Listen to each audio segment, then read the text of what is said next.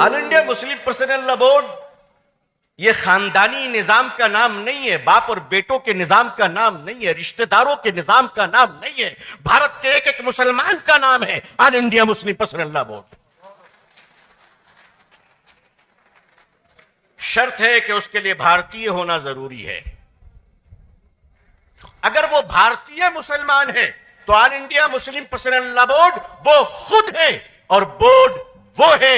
इसलिए all India Muslim personal law board Hindustan का पहला और आखिरी इदारा है जो मंसूब इलल इस्लाम सबों के इत्तेहाद का गुलदस्ता है।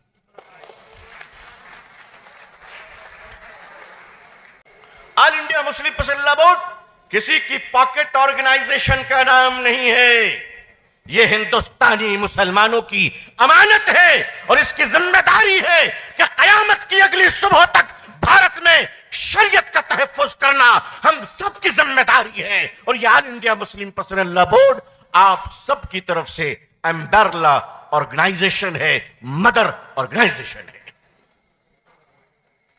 मैं आपके दामन में एक जिम्मेदारी देकर जाना चाहता हूं।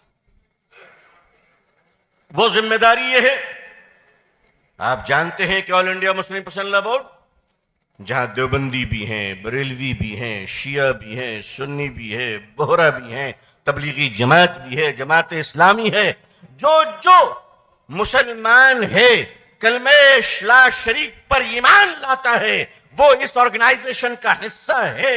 इसलिए मैं आपसे कहना चाहता हूं, इसकी हिफाजत कर लेना, हम रहे ना रहे अगली नस्लों का ख्याल कर लेना।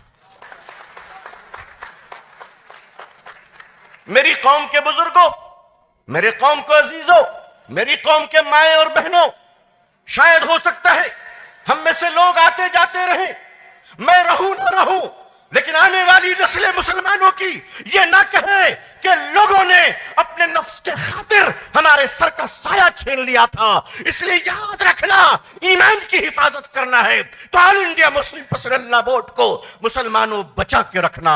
हिंदुस्तान भी जिंदाबाद रहेगा, तुम भी जिंदाबाद रहोगे।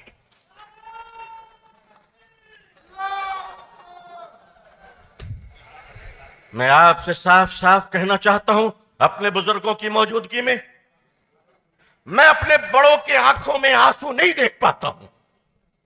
मैं जानता हूं कि हमारे अकाबरीन दिन रात इस गम में रो रहे हैं। हजरत मौलाना खालिद सैफुल्लाह रहमानी साहब, मैं अजीज हूं, हजरत की मौजूदगी में कहने की जुर्रत कर रहा हूं, इस उम्र